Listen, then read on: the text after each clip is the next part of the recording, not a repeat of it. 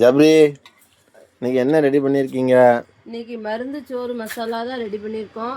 1 week முன்னாடி நம்ம ready பண்ணியிருந்த மருந்து சோறு மசாலா 2 டேஸில் எல்லாம் சோல்ட் அவுட் ஆகிட்டு.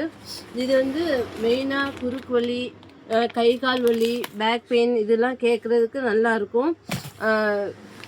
மேலே பல சைடு நம்ம சைட்லலாம் வீக்லி ஒன்ஸு ரெண்டு டைம் இந்த மாதிரி மருந்து சோறு எல்லார் வீட்லேயுமே ரெடி பண்ணுவாங்க. இது வந்து நம்ம நெய்ச்சோறு ரெடி பண்ணுற சேம் மெத்தடில் தான் ரெடி பண்ணுவோம்.